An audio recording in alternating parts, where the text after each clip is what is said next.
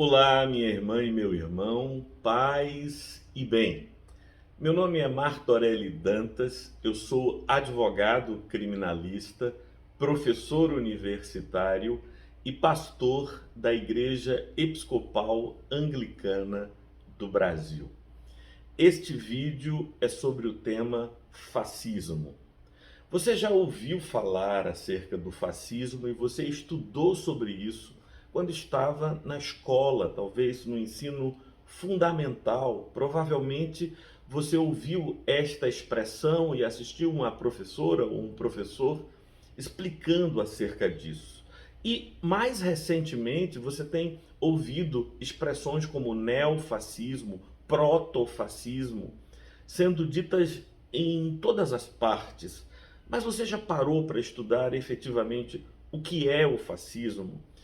Eu sou contra aquelas pessoas que acusam grupos políticos atualmente no Brasil de grupos fascistas sem uma elaboração teórica maior sobre este assunto, porque a gente acaba utilizando a própria estratégia fascista contra os fascistas. Então é preciso ter cuidado e é preciso que nós sejamos capazes de uma análise mais apurada, mais detalhada sobre alguns conceitos que nós estamos utilizando correta ou incorretamente. Eu quero dar a você um material teórico que lhe habilite a definir se o que estamos vivendo nos nossos dias é um movimento fascista ou não é. O fascismo surgiu como movimento político na Europa do início do século XX. Tivemos várias nações que caíram de joelhos perante a estratégia fascista. E eu poderia citar, como todos costumam fazê-lo, Itália e a Alemanha. A Itália de Mussolini e a Alemanha de Adolf Hitler. Mas também aqui no Brasil houve um importante movimento fascista que foi o integralismo, que se tornou uma força política extremamente poderosa na primeira metade do século XX. O jornalista Pedro Doria, em um livro sobre o integralismo, sobre esse movimento fascista brasileiro, elencou 9 características sobre o fascismo que eu gostaria de compartilhar com você. Talvez, munido deste equipamento teórico, você seja capaz de olhar para o mundo, para as relações, para os discursos políticos que têm lugar nos nossos dias e chegar por si mesmo, por si mesma, a uma conclusão se tais movimentos são ou não fascistas. Em primeiro lugar, a primeira característica é o anticomunismo. Onde quer que o fascismo tenha se manifestado, ele foi um movimento contra os comunistas. O comunismo que se manifesta principalmente é um movimento que nasce em meados do século XIX. Em 1848, Karl Marx e Friedrich Engels escrevem o Manifesto do Partido Comunista. Aquilo sintetizava a ideologia comunista que já existia antes deles, mas são as obras de Karl Marx, principalmente, que vão dar a base teórica para o movimento comunista. Mas esse vídeo não é sobre o comunismo. Quem sabe outro dia eu gravo um vídeo esclarecendo a você sobre isso. Mas o fascismo é um movimento anticomunista. Tendo no início do século XX acontecido a Revolução Bolchevique na Rússia e se estabelecendo então a União das Repúblicas Socialistas Soviéticas, então os movimentos que se organizaram depois da Primeira Guerra Mundial viam o comunismo, a ameaça comunista, como uma bandeira relevante, porque o comunismo não foi algo que aconteceu somente na União Soviética, mas do ponto de vista ideológico, teórico, se espalhou por toda a Europa e também nas Américas. O anticomunismo é a primeira característica. A segunda característica é o nacionalismo. Como o movimento comunista é necessariamente um movimento internacionalista, a última frase do Manifesto Comunista é: trabalhadores do mundo todo, univos. Então, o nacionalismo é uma resposta quase que natural ao combate ao comunismo, não é? Então o comunismo se manifesta, uma resposta é o nacionalismo. O que seria o nacionalismo?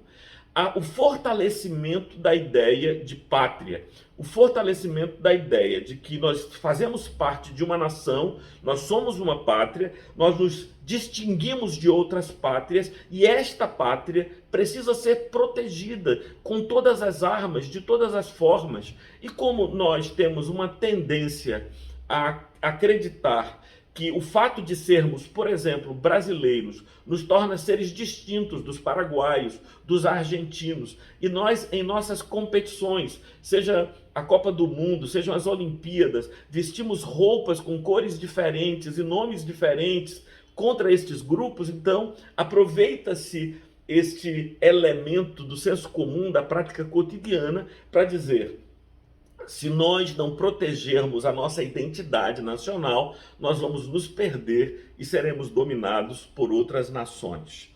Então você tem o nacionalismo e a terceira característica é a unidade nacional. Unidade nacional significa todos aqueles que são brasileiros devem dar as mãos em defesa da pátria, em defesa da nação. Você tem o nacionalismo e agora a unidade nacional, que é o desejo de mover todas as pessoas que se identificam como patriotas em favor deste movimento. Em quarto lugar, o mito salvador. Essa é a expressão que os estudiosos utilizam para falar de algo ou alguém que sintetiza em si mesmo a esperança de salvação contra este terrível inimigo que se levantou contra nós. Existe a necessidade de uma salvação, mas não apenas uma salvação. Tem-se um mito salvador, que é aquele indivíduo que encarna a defesa nacional ou patriótica contra a ameaça, seja ela comunista, seja ela a ameaça dos judeus, como acontecia na Alemanha do século XX, especialmente na década de 20, né? Então, o nazismo criou a ideia que a inflação, o desemprego que graçavam na Alemanha naquele período era responsabilidade do financismo judeu. Então, a inflação relacionada ao financismo judeu, o que é que se deve fazer para defender a Alemanha? Levantarmos-nos contra os judeus. Então o extermínio judeu foi admitido pelos alemães porque todo o marketing, toda a publicidade nazista fazia acreditar que os judeus eram os inimigos ameaçavam a soberania nacional e essa soberania nacional, para ser defendida, precisaria utilizar todas as armas disponíveis contra os judeus. E a história você já conhece. Então nós tivemos até agora o anticomunismo, o nacionalismo, a unidade nacional e o mito salvador. Você sabe como é que Adolf Hitler era chamado? Ele era chamado de Führer, significa o líder. Ele encarnava em si mesmo essa figura do Salvador e era preciso segui-lo cegamente para que pudéssemos sobreviver, porque na verdade os alemães da primeira metade do século XX pudessem sobreviver. A mesma coisa aconteceu com Benedetto Mussolini e encarnava a figura do Salvador da Itália, a grande esperança do povo italiano. Então, quando você tem anticomunismo, nacionalismo, unidade nacional, mito salvador, você chega ao quinto elemento, que é o combate ao inimigo interno. Existe um inimigo que está trabalhando em nosso meio contra nós para nos destruir. Destruir quem? Destruir a nação, destruir a pátria, destruir aquilo que entendemos como nossa identidade nacional. E para isso chegamos ao sexto elemento, que é o monopólio da violência. Aqueles que estão na defesa dessa identidade nacional, da pátria, têm a legitimidade do uso da violência, da força, contra esse inimigo que ameaça nos destruir. Então, a violência deve ser monopolizada por aqueles que estão em defesa desta causa que é a nação, no final das contas. E para isso chegamos então ao próximo elemento, que é a dedicação total a esta causa.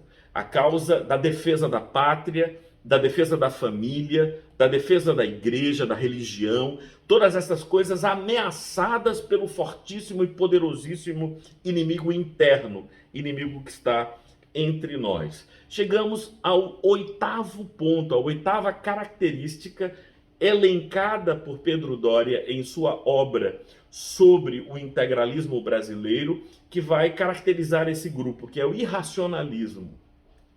Sim, porque se nós chegamos a esse momento em que fomos arregimentados para defender a nossa pátria, nós temos o nosso líder, o mito salvador, e precisamos nos mover em defesa disso, então vale tudo, vale qualquer argumento, vale a mentira, vale qualquer forma de estratégia para atacar este grande inimigo que pode ser, quer sejam os comunistas, quer sejam os judeus, quer sejam os ciganos, quer sejam os homossexuais, tudo isso é um inimigo interno que ameaça a nossa identidade, a nossa pátria, a nossa família e a nossa religião. Então, comportamentos irracionais são perpetrados, são legitimados, marcados por violência frequentemente contra tais inimigos. E o último elemento, a última das características que Doria coloca é o sadismo.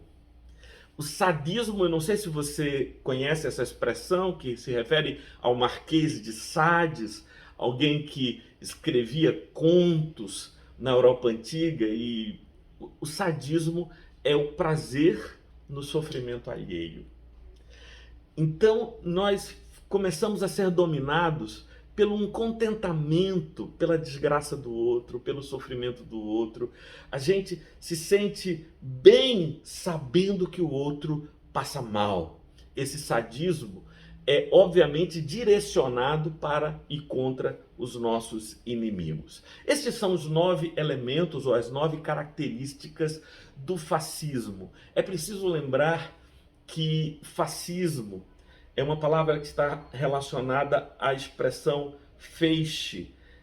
Ela tem a ver com fascismo, ou seja, se reúne em um feixe ideias, e essas ideias são propostas, levantadas, defendidas com todas as armas possíveis.